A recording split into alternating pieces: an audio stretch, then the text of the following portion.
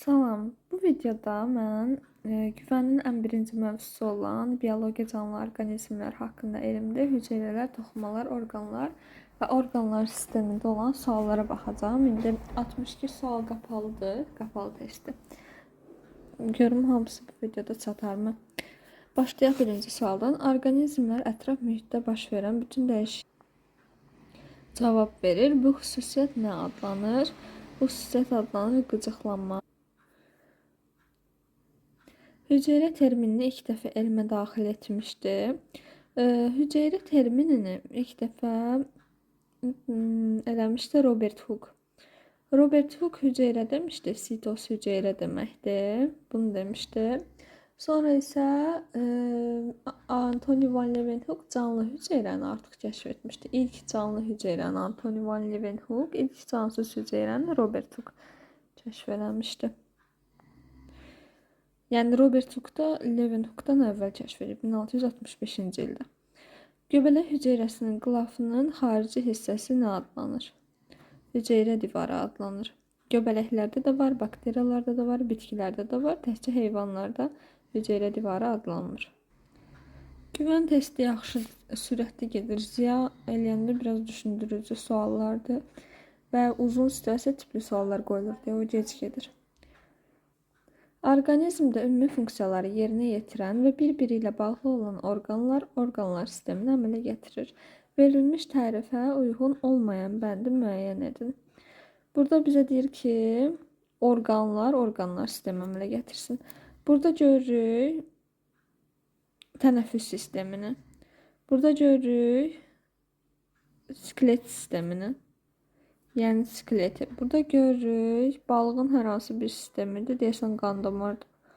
Tam görə bilmirəm şəkildən. Sinirə də bənzəyir. Nəysə ki, bu da bir sistemdir, görsənir. Bu da sidik sistemidir. Bu isə sistem deyil, maksimum toxuma ola bilər. Heyvanların təsnifatında fəslələr ümumiləşir. Fəslələrdən sonra nə gəlirdi? Məsələn, bitkilərdən növ, cins, fəsilə, sıra, sinif, şöbə aləmidir və fəsilədən sonra sıra gəlirdi. Heyvanlarda isə bu sıra fərqli idi. Sıra yerinə dəstə olurdu. B variant. Sadə quruluşlu böyüdücü cihazdır lupa. Bu elə lupanın yanında həmişə yazılır ki, sadə quruluşlu böyüdücü cihazdır. Məsələn, elektron mikroskopda böyüdücü cihazdır, amma sadə quruluşlu deyil. Sınaq şüşəsi böyüdücü deyil. Preparat iynəsi də böyüdücü cihaz deyil. Lanset də həmçinin. Biologiyanın heyvanları öyrənən sahəsi adlanır zoologiya. Buradakı digər variantlara baxsam, mikologiya göbələklər haqqında elmdir, bakteriologiya bakteriyalar, virusologiya viruslar, botanika isə bitkilər haqqında elmdir. Məsələn, mikologiya göbələklər haqqındadır, amma mikrobiologiya aiddir bakteriyalar haqqında. Yəni bakteriyalar deyəndə bir hüceyrəli orqanizmlər haqqında. Bitkini xaricdən örtərək onu ətraf mühitin əlverişsiz təsirindən qoruyur. Bu örtük toxumasıdır. Bitkilərə aid toxuma qrupudur. Burada görürük ki, hansı olar sinir epitel əlcədə ifrazat. Yalnız ifrazat toxuması burada aiddir. Y variantı. Bunlarda əzələ, epitel, sinir birləşdirici hamısı heyvanlara aiddir. Obyektum sözünün tərcüməsi hansı variantda düzgün verilmişdi. Məsələn, göz okulus idi. Sonra baxıram var, baxıram skopeo idi. Ondan sonra nə var? Cisim. Cisim əşya, obyekt də, yəni bildiyimiz. O da obyektum sözü də oradan gəlib. Bitkinin yaşıl rəngli plastidləri nə adlanır? Xloroplastlar adlanır. Rəngsiz adlanır. Rəngli deməli, yaşıl rəngli adlanır xloroplast. Başqa rənglərdə olan xromoplast və rəngsiz olan isə leykoplast adlanır. Şirəli meyvələrin lətli hissəsini hansı toxuma təşkil edir? Lətli hissəsi çox vaxt əsas toxuma olur. Əsas toxuma ehtiyat toplayıcı növü. Bilirik ki, əsas toxuma 2 yerə bölünür. Ehtiyat toplayıcı və fotosintez edici. 13. Sual işarəsinin yerinə yazıla bilər. Sual işarəsinin yerinə deməli, aləmdən sonra şöbə yazıb, sonra sinif yazıb. Bu da görürük nə? Şöbəni görürük. Sıra, sinif, şöbə, aləm. Yəni sıra, sinif, şöbə, aləm, sıra burada. Bu bilirik ki, artıq bitkilərə aiddir. Buradakı şöbədən bilirik ki, bitkilərə aiddir. Sual işarəsinin yerinə yazıla bilər. Burada artıq tipi gördük. Tip isə deməli bu heyvanlara aiddir və burada da sinif, sonra dəstə olacaq. Şəkildə hansı rəqəmlə göstərilmiş bitki hissəsində meristem toxuması olmur? Bu sual tam görünmür. Elə aşağı eləməmiş 20-ci sualı da baxaq. Şəkillərdə hansı orqanlar sistemi göstərilmişdir? Bu həzm sisteminə bənzəyir. Çünki ağızda başlayır və anusda bitir. Həzm sistemidir ona görə. D. Həm də hissələrinə görə görürəm ki, burada böyük hissələr yəqin ki, mədəni bildirir. 21-də də birləşdirici toxumanın növü deyil. Birləşdirici toxumanın növləri hansılar idi? Sümük, qıqırdaq, piy. Burada yəni A, B və C buna aiddir. Ondan sonra və qan da birləşdirici toxumadır. Burada yalnız əzələ fərqlidir. Əzələ hansıdır? Əzələ toxuması ayrı bir toxuma qrupudur. Birləşdirici toxumu var, əzələ toxuması var, epiteli toxuması var. Və bir də nə qaldı? Sinir toxuması. Heyvanlarda bu toxumalar olur. Şəkildə hansı rəqəmlə 15-ə baxıram. Şəkildə hansı rəqəmlə göstərilmiş bitki hissəsində meristem toxuması olunur. Meristem toxuması zoğun ucunda olur. Məsələn, yəni 4-də olacaq. Ondan sonra 5 nədir? Kökün ucu. Kökün ucuna bölməsi də törədici toxuma var orada yenə. Hansı ki, kök üsküyündən əvvəl gəlir törədici toxuma. Bu da düzdür. Bölünmə, yəni zonası. Burada da olacaq. Sonra lobiyanın cücərtisidir. Cücərtidə sonra bu 2 ləpə yarpaqlardır. Ləpə yarpaqlarında meristem olunur. Törədici toxumaya orada gərək yoxdur. Yəni 2-də olmayacaq. O birislər isə zoğun ucudur. Ucu kimi görürəm burada. Onlardan və yaxud da bunlardan biri kökçük, biri də ki zoğ başlanğıcıdır. Deyəsən bu kökçükdür. Çünki ilk olaraq kök çıxır axı. Lobiyada ümumiyyətlə toxumdan ilk olaraq, bütün toxumlarda ilk olaraq kök çıxır. Ondan sonra isə zoğun başlanğıcı əsl yarpaqlar çıxır. Yəni ki, bu da yarpaqlar olacaq, zoğ olacaq. Bunların hər ikisində də var. Cavab oldu 2. Digər toxumaların hüceyrələrinə başlanğıc verərək bitkilərin bütün ömrü boyu böyüməsini və inkişafını təmin edir.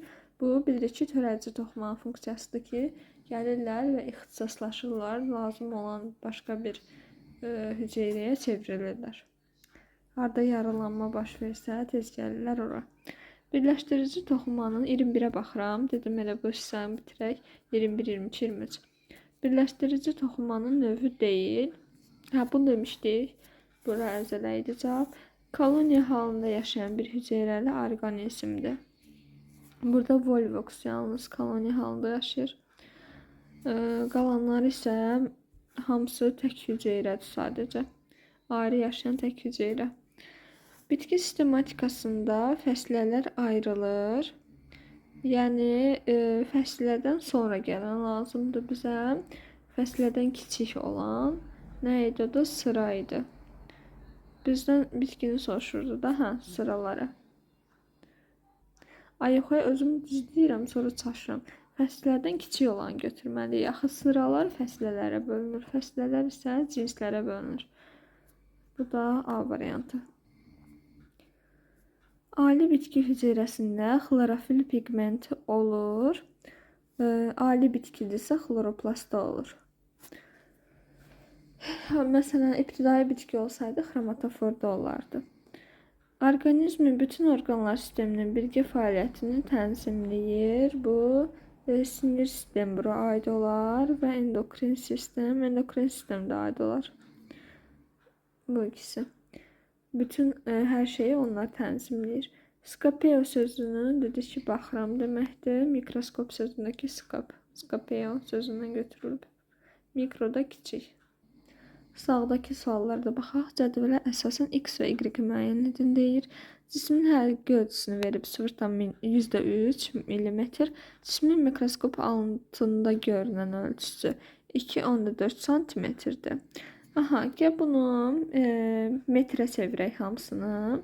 0,3 deməkdir ki, 10 üstü mənfi 2 vur 3. Millimetr o deməkdir ki, 10 üstü mənfi 3. Milli o idi da, milli, santi, desi, hə, 10 üstü mənfi 3. Sonra keçək 2,4 cm çevirək. Bunu da nə olaraq yazaq? 24 olaraq yazaq. 24 vur. 10 üstü mənfi 1 santini bildirdik. Və bir dənə də 10 üstü mənfi 1 olacaq ki, 2,4, 24 elədim axı. Elə o mənfi 1, mənfi 1-i toplayıb bir dəfəlik 10 üstü mənfi 2 yazım. Burada 2-dir bu. Sonra obyektivin üzərindəki ədəd 40-dır. Okulyarın üzərindəki ədəd X-dir. Bilirik ki, obyektiv üzərindəkini okulyarın üzərindəkinə vuranda böyütmə dərəcəsi eləyir bizdə. Yəni 40 vur X bərabər olacaq Y-ə. Sonra nə bilirik biz? Cismin həqiqi ölçüsü daha kiçikdir. Onu böyütmə dərəcəsi dəfə böyüdürük. Yəni ki, 10 üstü mənfi 2-ni də 10 üstü mənfi 3-ə vuranda toplanır üstləri eləyir 10 üstü mənfi 5. 10 üstü mənfi 5 vur 3. Bu oldu həqiqi ölçü. Həqiqi ölçünü vururuq böyütmə dərəcəsinə. Böyütmə dərəcəsi də 40 vur x qədərdir. 40 vur x qədər. Böyütmə dərəcəsinə vuranda cavabda alıram. Cismin mikroskop altında görünən ölçüsünü, yəni bu da nə idi? 24 vur 10 üstü mənfi 2. İndi buradan x-i tapaq tənlikdən. X nəyə bərabər olacaq? X-i tək saxlayaq bu tərəfdə.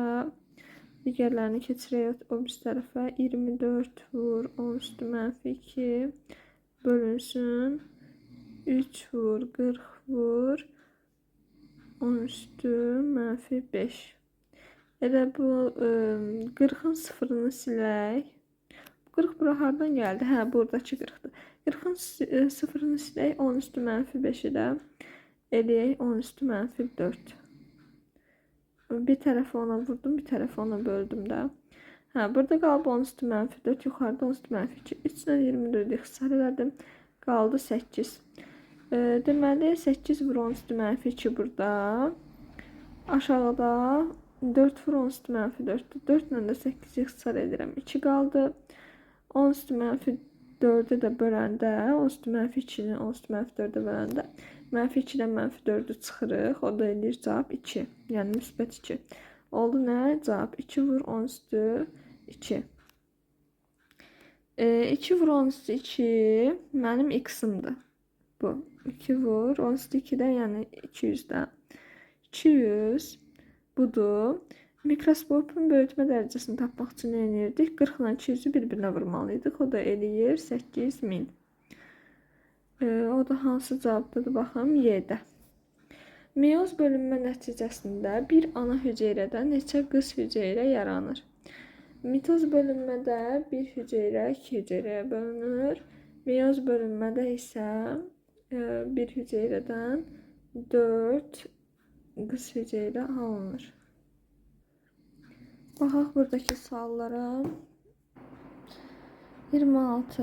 Uyğunluğu müəyyən edin. Canlıları öyrənən elm sahələri verilib və canlılar verilib. Bilirik ki, botanika bitkiləri, mikologiya. Yanına elə variant yazım, cavabı tez tapaq.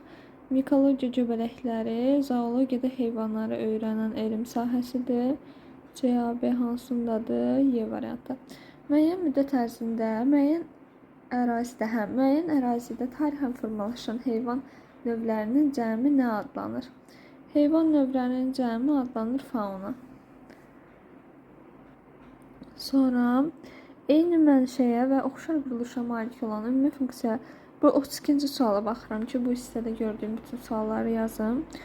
Ümumi funksiya icra edən hüceyrə və hüceyrəsi maddələri qrupu adlanır. Bu toxuma adlanır və burada toxumanı göstərən Y variantıdır. Məncə. Bir də nə qalanlarına da baxın. Məsələn, bu sinir hüceyrəsidir təkcə. Bu ola bilməz. Burada ifrazat sistemidir. Bu da ola bilməz. Bu da skeletdir. Bu da bir sistemdir. Bu da ola bilməz. Burada isə sinir sisteminin bir hissəsi göstərilib, baş beyin. Baş beyin deyə bilərik ki, sinir toxumasından ibarətdir, amma artıq bu toxumanın da orqan əmələ gətirdiyi bir nümunədir. Ona görə bunu da götürə bilmərik. Sonra bir də 36 burada görünür. Klasteri uyğun formada tamamlayan bənd hansıdır? Gövdənin özəyi kökün bölünməz zonası və kök üsküyü yazıb. Meristema toxumasından təşkil olunmuşdur. Gövdənin özəyi əsas toxumadır. Çünki orada ehtiyat toplanır. Ona görə A variantı ola bilməz. Canlı hüceyrələr. A variantı çıxmə. Canlı hüceyrələr olur. Düzdür, kökün bölünmə hüceyrəsi canlı hüceyrə olur. Kök üsküyü canlı hüceyrə olur. Gövdənin özəyi isə hardasa yazılmır ki, canlıdır, cansızdır, amma böyük ehtimalla o da canlı hüceyrə olacaq. B variantı düz kimi gəlir. Digər variantlara da baxaq. Ehtiyat toplayıcı toxumadan təşkil olunmuşdur. Bu hamısına aid deyil, yalnız özəyə aiddir. Ölü hüceyrələrdən ibarətdir. Bu da heç birində ölü hüceyrə yoxdur. Mexaniki toxumadan, yəni ki, sadəcə gövdənin özəyindən bu dəqiqə tam əmin deyilik, onu da indi aydınlaşdırarıq. Çünki xüsusi olaraq yazılmamışdı ki, özəyin hüceyrələri canlıdır yoxsa cansızdır. Ehtiyat topladığına görə, ehtiyat toplayıcı olduğuna görə canlı olacaq. Sonra Y variantına da baxaq. Mexaniki toxumadan təşkil olunmuşdur. Mexaniki toxumadan burada baxaq hansı təşkil oluna bilər? Heç biri. Mexaniki toxuma nə idi?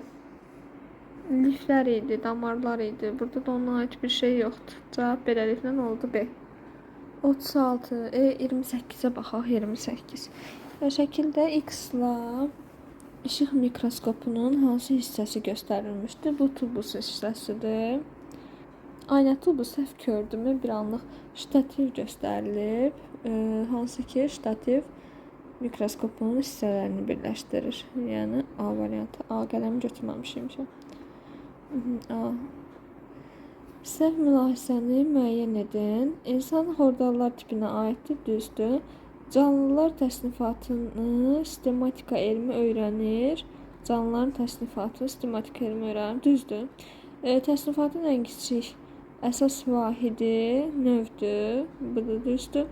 İnsan həm bioloji, həm də sosial varlıqdır, burada düzdür.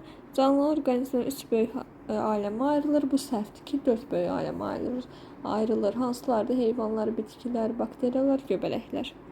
Səhv olan buymuş. İnsanda virusların törətdiyi xəstəlikdir. Məsələn, vərəm çöpü bilirik ki, çöpdür, yəni bakteriyadır. Burada difteriyadır, bakterialdır. Bir də qrip elə baxan kimi gördüm, onu elə işarələmək istəyirəm. Qrip virusdur, bilirik ki. Səhvən yazıları sildim. Nəysə, heç nə olmaz. Siz bildiniz də. Geri eləyib baxarsınızsa, geri unutdunuzsa. Bitki orqanlarını ya da baxmamışdırsa, bitki orqanlarında ehtiyat qida maddələrinin toplandığı hissələr. Ehtiyat qida maddələri bitki orqanında harda toplanır? Əsas toxumada.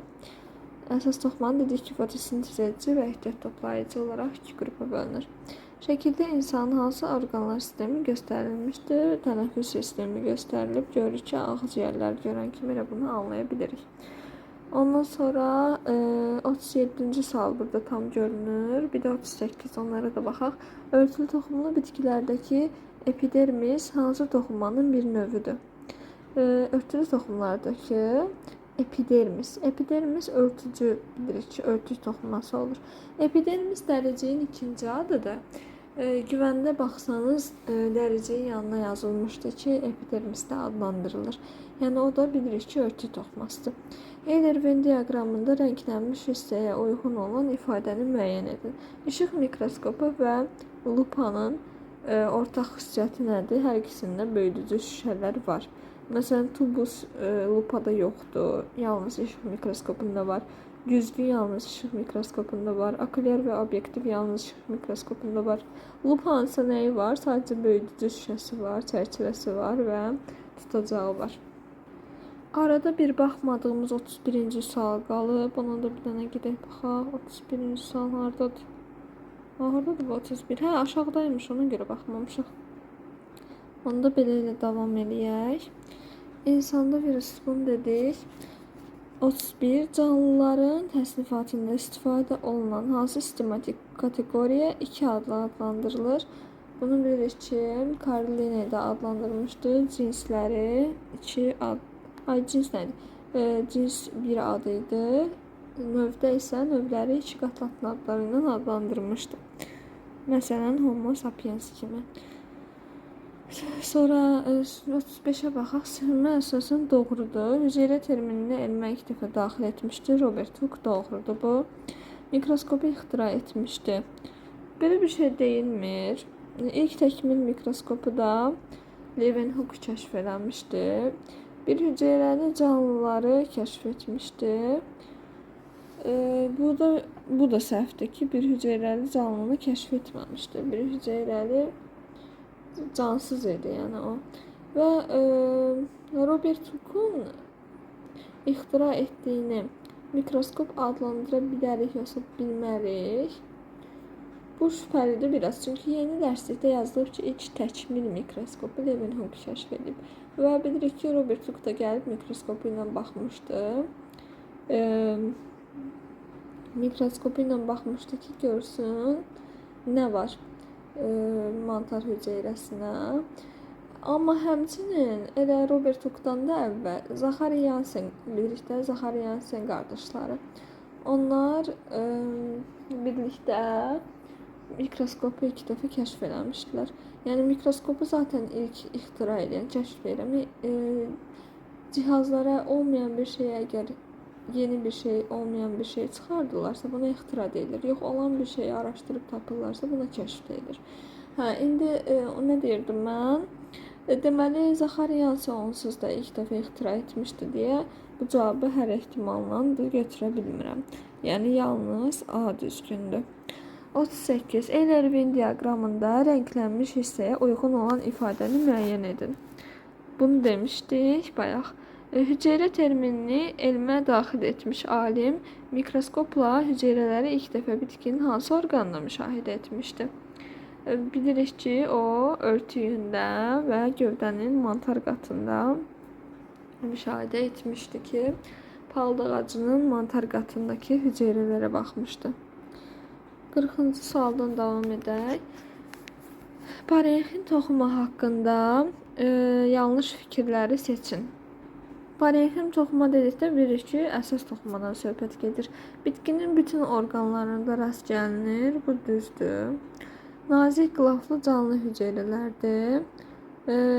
Parenxim hüceyrələr bəli, nazik qılaflı və canlı hüceyrələr olur. Buna da qoyaq üstə gəl. Maddələrin daşınmasında iştirak edir. Bu aiddir ötürücüyə. Yəni parenximə aid deyil. Ona görə 3 götürə bilərik. Hansı ki aid deyil cavabdır, çünki yanlış olanı soruşur. Digər toxumaların hüceyrələrinə başlanğıc verir. Bu da törədici toxumaya aiddir ki, buna aid deyil. 5 maddələrin əmələ gəlməsində və toplanmasında iştirak edir.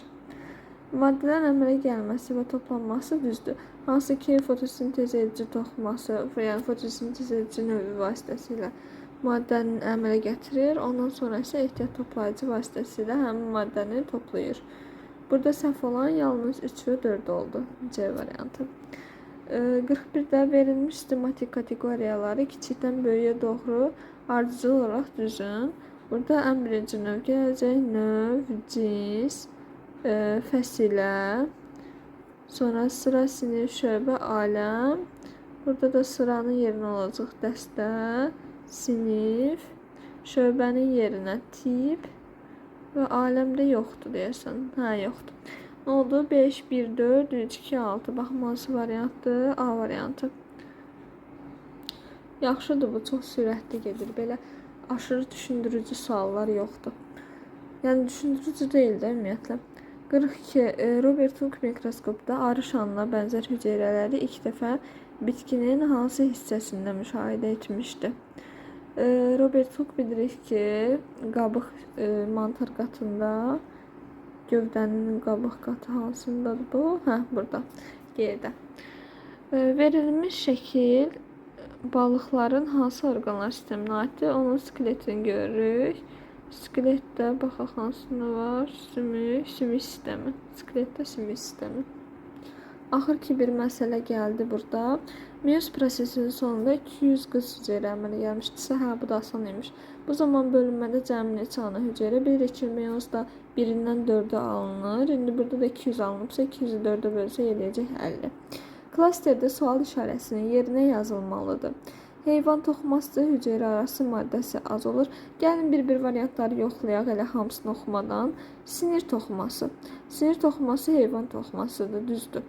Burada görək hansı heyvan toxuması deyil, onu çıxım. Meristema heyvan toxuması deyil, cavabdan çıxdım. Sonra baxaq. Hüceyrələri bir-birinə sıx söykənir, hüceyrə arası maddəsi az olur. Bir və ya bir neçə qatdan ibarət. Burada elə bir qat, bir neçə qat sözündən, yəni nəyə da düşür? Bir qatlı, çox qatlı. Bu da hansında var idi? Epitelin növlərində bir qatlı epiteli, çox qatlı epiteli. Digər şeylərin də hamısı uyğun gəlir ki, hamısı aiddir epiteli toxumasına. Yəni D variantı. Bu arada siz əgər ilk dəfə oxuyursunuzsa, yəni də ilk dəfə öyrənirsinizsə, yəni heyvan toxumaları haqqında anlayış yoxdursa, aça bilərsiniz ya da unutmuşsunuzsa, güvəndə səhifə neçədə idi? Bir dəqiqə baxın. Hə, səhifə 133-132 buralarda yazılıb toxumalar haqqında. Sonra 49. Canlı orqanizmlərin hansı? Bilirsiniz niyə bunu deyirəm? Çünki biz əsasən bu testi öyrənməyə başlayırıq. Güvənlə başından oxuyub, dərsliklə başından oxuyub. Orada da heyvan toxumaları haqqında bir məlumat yoxdur. Yəni, hardan tapacağınızı dedim. 49 deməli, canlı orqanizmlərin hansı xüsusiyyətləri heyvanlarda fərqli olaraq əksər bitkilərdə hiss olunmaz dərəcədədir? Heyvanlarda fərqli olaraq əksər bitkilərdə hiss olunmazdır. Buna bitkilərdə, heyvanlarda fərq nə var? Hərəkətlilik var. Sonra baxaq nə var? Böyümə, hərəkətlilik, çoxalma, inkişaf, yalnız çoxalma. Çoxalması da normaldır, sadəcə hərəkəti passivdir. Ona görə də yalnız hərəkətliliyi seçərik. 50. Açar sözlərdən istifadə edərək mətni tamamlayın. Yeni fərdlərin meydana gəlməsi, orqanizmin özünə oxşar nəsil törətməsi sayəsində mümkün olur. Nəsil törətməsi, sonrasını bir dənə bunu saxlayaq, dəqiq deyəcəm bunu.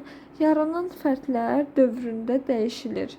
İnkişaf dövründə deyə bilərik, fərdi inkişaf dövründə dəyişilir. Bu ya da böyümə dövrü mü desək? Böyümə dövrü desək, bu fərdi inkişaf isə bura qoyaq. Bu fərdi inkişaf ilə səciyyələnir. Əksər müəyyən yaş dövrünə qədər böyüsə də, əksər bitkilər, yoxsa heyvanlar. Hə, bunlardan birini qoymalıyıq. Heyvanlar çoxsu müəyyən yaşa qədər böyüyür, sonra böyümür. Bitkilər isə həyatı böyüyür. Deməli, heyvan bir müddət, bitki isə bütün həyatı böyüyür, onu da buraya yazaq. Axır 2-4-dən əminlikdə. Axır 2-4-lə bitən hansılardır? A, Y və B variantları. Birinciyə nə yazarıq? Bir dənə də ona baxım. Yeni fərdlərin meydana gəlməsi, orqanizmin özünə oxşar nəsil törətməsi. Bu da çoxalmanın açıqlamasıdır. Buna da çoxalma desəm. Oldu nə? 5, 1, 3, 2, 4. 5, 1, 3, 2, 4. Elə cavab yoxdur. 5, 3, 1, 2, 4 var. Hə, onsuz 3 ilə 1-in bir-birinə çox oxşar cümlələrdir. Yaranan fərdlər fərdi inkişaf dövründə dəyişilir. Bu böyümə ilə səciyyələnir. Onların yerini dəyişdikdə də məna eyni olur əslində. Yəni ona görə də varianta baxıb seçirik. Burada səhv heç nə yoxdur. 54-də baxaq. Əgər bir hüceyrəli canlının həqiqi ölçüsü 0,4 nanometrdirsə, böyüdülmüş ölçüsü isə 1,6 sm olar, böyütmə dərəcəsini soruşur. Deməli, biz həqiqi ölçünü, yəni həqiqi ölçüsü neçədir? 4 vur 10 üstü -2 vur 1000-də neçə deməkdir? 10 üstü -3 deməkdir. %4-ün yerinə 10 üstü -2 yazdım. Millinin də yerinə 10 üstü -3 yazdım. Metrdir, deməli, böyüdülmüş ölçüsü neçəyəsə vurmuşam. Cavab eləyir 1,6 sm. 1,6 sm-i də necə yaza bilərəm? 16 vur sanki 10 üstü -2 idi. 10 üstü -2. Və -2-nin üzərinə 1,6-dan 1 vergüldə o tərəfə gəldim deyə bir dənəsini əlavə edirəm. 10 üstü -3. Buradakı 10 üstü -3-lər elə indidən ixtisar getdi. 16 ilə 4 ixtisar gedir, qalır burada 4. Nə oldu deməli? X da bərabər olar. 10 üstü -3-ün o tərəfə keçidəndə vurma olacaq. Yəni ki, burada bölmədə orada vurma olanda olur 4 vur 10 üstü 2, yəni 400. Cavab da C. Bir hüceyrəli canlının mikroskopda görünən ölçüsü 1,6 sm-dir. 1,6-nı yenə yazaq. 16 vur 10 üstü -3. Mikroskopda görünəndir, yəni böyüdülmüş halıdır.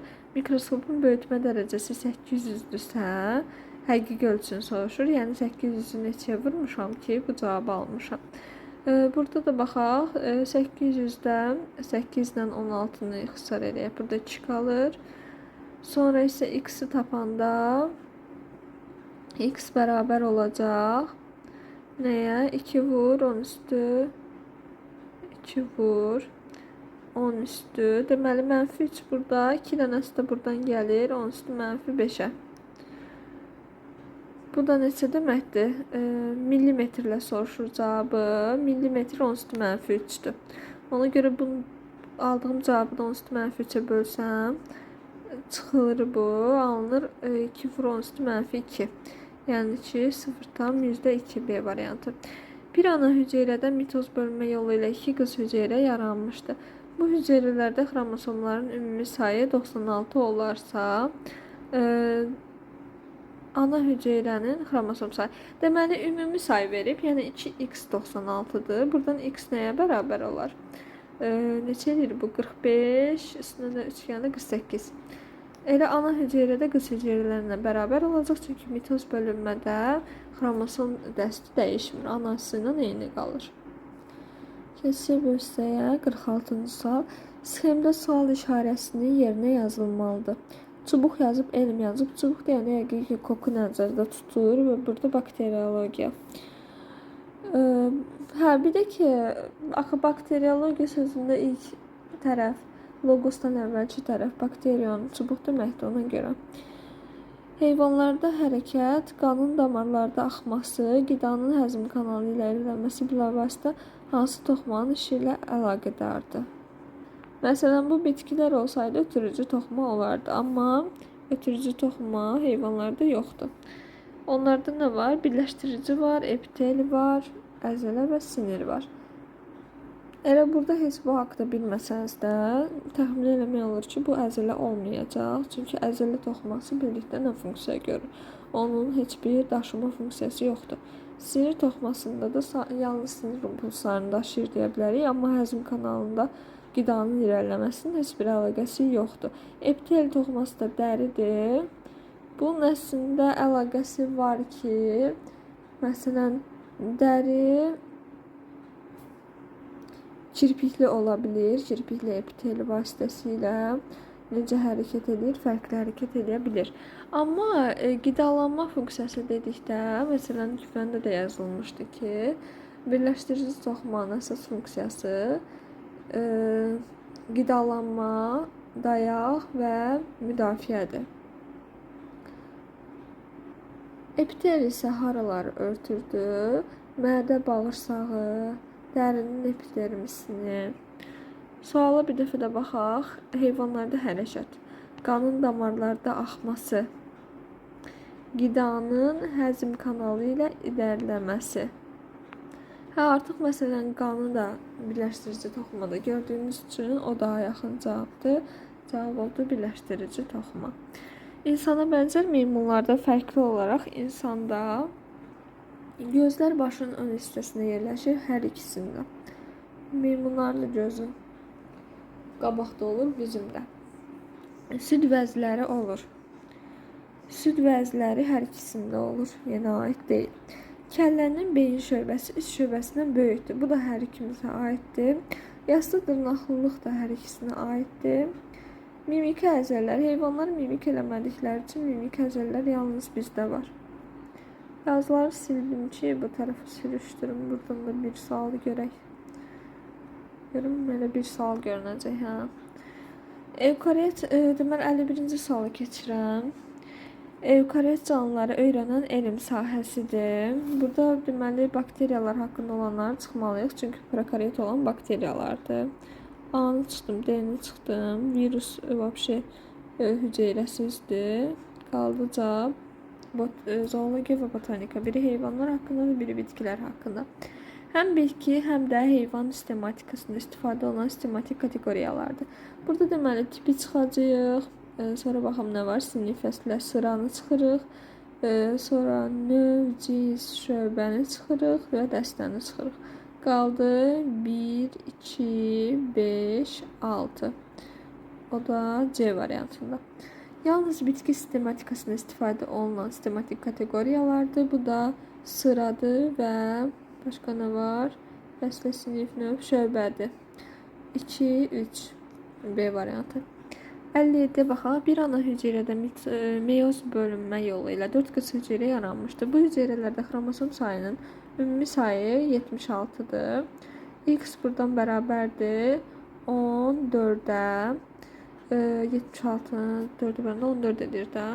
14 edir. Yoxsa yox. Bir dənə də baxım. 76-dan 40 çıxanda eləyir 36. 36-nı 4-ə böləndə 9 edir, çaşmışam, 19. Deməli 19 dənə birindədir. Ana hüceyrədə bu meyozdur deyə ana hüceyrənin yarısı qədərdir də. Yəni 19-un 2 qatı da eləyir 38. Eyler-Venn diaqramında rənglənmiş hissəyə uyğun gələn mülahisələri seçin. Ehtiyat toplayıcı və fotosintez edicinin ortaq xüsusiyyəti olmalıdır. Canlı hüceyrələrdir hər ikisi. Ağac bitkilərində gövdən üzək qatında rast gəlinir. Ehtiyat toplayıcıya rast gəlinir, amma fotosintez ediciyə rast gəlinmir. Yəni 2 bura. Parenxim toxumanın növüdür. Parenxim toxumanın hər ikisi növüdür.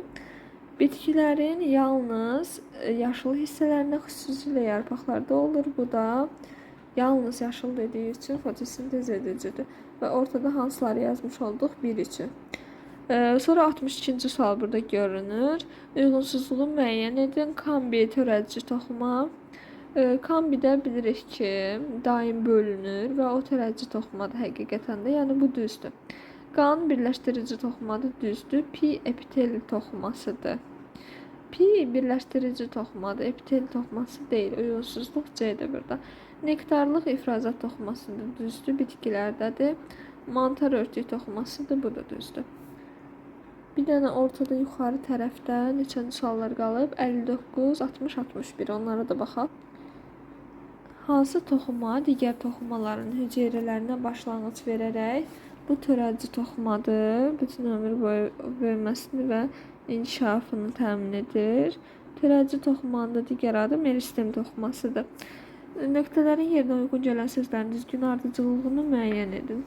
Canis familiaris evitinin latınca adıdır.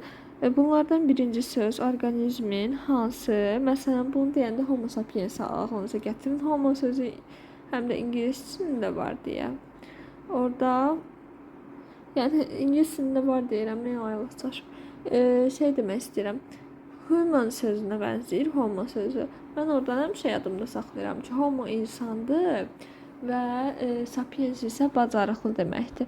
Orada deyirəm ki, deməli başqa insanlar da var imiş. Bacarıqlı insan biz imişik və bu da bizim növümüzdür. İndi burada da canis familiarisdə o homodakı canis sözü birinci söz nəyi bildirdi? Cinsi 1. İkinci söz isə birinci ilə birlikdə növü bildirdi. O da olur 4. 1, 4 A variantı. 61-də aşağı edim. Bir dəqiqə. Uyğunluğu müəyyən edin. Orqanizmin bütün orqanlar sistemlərinin birgə fəaliyyətini tənzimləyir. Burada aşağıda ifrazat sistemi, sinir sistemi və cinsiyyət sistemi var. Orqanizmdə yaranan zəhərli maddələr bədəndən kənarlaşdırır. Ən birinci bunu gördüm elə. Bu A-ya aiddir də 2A. Bütün orqanlar sisteminin birgə fəaliyyəti. Bu əslində cinsiyyət sistemi də ola bilər. Sonra baxaq orqanizmin özünə oxşar nəsil törətməsi. Yox, bu 100% cinsiyyətdir. Birinci isə sinir sistemi qalır da. Mən heç sinir sistemini niyəsə görməmişəm. Yorğunluqdandır yəqin. Sinir sistemi əlbəttə ki, sinir və endokrin sistem belə ümumilərə aiddir. Yəni, bütün orqanlar sisteminin birgə fəaliyyətini tənzimləyir. Cavab oldu B, C, o da A variantındadır. Bu test də burada bitdi. 62-ci sualda bayaq demişdim də, qapalı testləri bitdi. Açıq testləri yəqin ki, başqa bir videoda paylaşacağım. Bundan sonraki videoda. Çünki açıq testləri düşünürəm ki, biraz vaxt aparacaq və artıq da video 41 dəqiqəni də keçib. Ona görə gələn videolarda görüşərik. Ümid edirəm ki, video sizin üçün faydalı oldu. Əgər faydalı oldusa, videomu bəyənə bilərsiniz, abunə ola bilərsiniz. Sağ olun.